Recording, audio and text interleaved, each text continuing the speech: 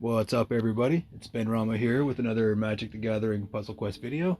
And in this one here, we're taking a look at a deck build that I have for Dakon here um, that takes advantage of a couple of cards that I've been enjoying quite a bit, namely Jin-Gitaxias Core Augur, whom I featured in a couple of videos previously, and also Mishra, Tamer of Fawa. Both of these cards are very good in their own right, but I think combined they create a really aggressive control situation where Jin-Gitaxias forces uh, a full hand discard of your opponent's hand at the end of turn, so they cannot keep any spells in their hand or anything like that for situational use.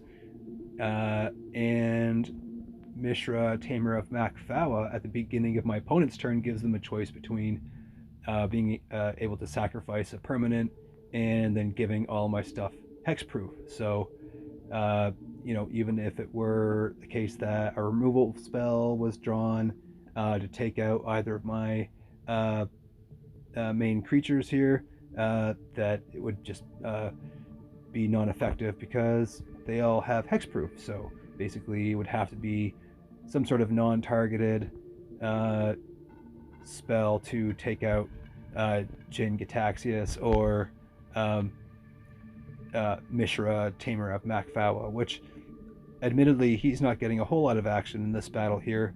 It's mostly the Jin-Gitaxias show. Um, Kaya here is unable to keep anything in her hand, try as she might, but um, yeah, we have Dakon's ultimate down too, so we're going to be swinging for a ton of damage. Um, this is not going to be a long battle. I'll try to drag the next one out a little bit more. Um, the new Vraska Vanguard is really good. I'm actually a big fan of this one now. Just the utility is incredible. I love being able to just draw a card, proliferate, escalate at the expense of 3 life, and also being able to destroy a creature if you need to, and has the added give target creature menace and toxic 5, which is nothing to laugh at either. Although I don't really use that one too much. If I were building around a toxic like double strike deck, then I would probably lean on that one more. But yeah, we're just gonna swing for lethal here because, like I said, we have our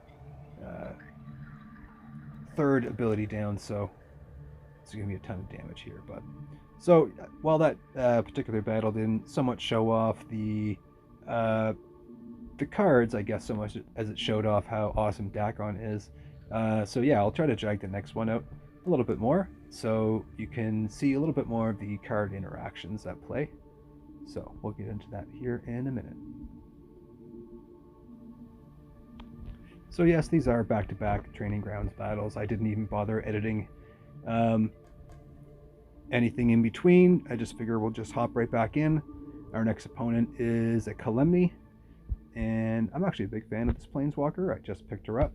Haven't done a whole lot with her yet, but I like her a ton more than the other red and white Planeswalker that I have in my collection, who is the first Ajani, who is not very good. The only reason why I have him in the first place is because I was able to take advantage of the Hazoret's Undying Fury and deploy the Gatewatch combo, which required, of course, red and white and a certain number of spell and support slots to accommodate the spells and the creatures and what have you. So I'm getting a little bit off track with that, but yeah, as you can see, every turn at the beginning of my opponent's turn, Mishra has hexproof because Greg is choosing to not sacrifice his creature there, which is actually a smart move because it has prevent damage and is really doing a number on my stuff. So at least I can get rid of her hand here. Unfortunately, I'm going to lose Mishra to this baddie with hexproof and prevent damage. Yeah, I don't know that creature, but I don't like it.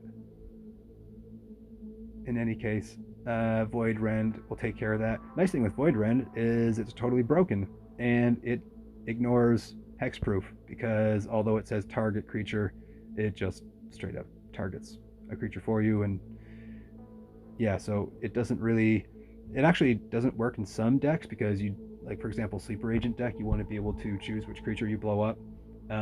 So I don't run Void Rend in like Sleeper Agent decks, but it's such a good card, because if they have hexproof, it just totally ignores that. I don't know if they'll ever fix that in a patch or anything like that, but this is a pretty high level opponent. Savior of Allenbach deck. Oh yeah, that's kind of gross. Yeah, I don't think I have that Skitter Beam Battalion, but so it trained is what happened. I'm like, I have that card. I haven't run it as much as I should. At least I get another year of Savior of Allenbach and Standard. So, but yeah, I think what happened there is it trained, so it exiled my stuff. Which means if she leaves the battlefield in any way, Greg's gonna get that creature. So, and I'm also realizing that I probably should not have exiled that guy. See, normally you want to exile, but if you do, Savior of Allenbach can just bring it right back. So I realize that may have been an error, but we'll see how much it costs me here in the end. So yeah, Savior of Allenbach's gone, but yeah, there's everything back into play. Okay. All right. I'm not really sure. Whatever. So we got a couple of creatures back in play because of that. If we can get Jin-Gitaxias down, or actually, if we can get, yeah, let's see what we can get here. Cut your losses again. So at least we'll be able to take care of some creatures, because, yeah, so Greg will, I think, most often choose to sack his stuff over giving you hexproof. Of course, if he runs out of permanents, it's going to be hexproof or bust with Mishra. So there we got a meeting of the 5, couple of Jin-Gitaxias. We got the Vraska, so we can actually blow that up, which means I don't think there's any permanents that Greg has that he could sack to begin with. Oh, there may be one support on the board, but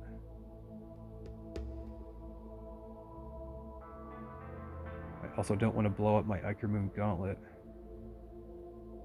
Not until I can get another one anyways.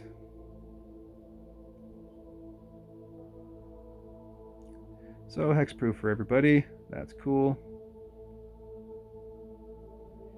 So if you watch in the right-hand corner, you can see Kalemni getting +1 to all her mana bonuses. So that's a side effect of Jin-Gitaxias. So it does boost my opponent's mana, but it also makes it so that if you can't play that card, you can't play that card at all. So you, irrespective of your mana games, if you can't keep a card in your hand for situational use, then it doesn't really help you out. So we have everything in play here. My opponent has the ability to trigger her third, but that only really works if there's creatures in play on her side, so I'm not really too worried about that.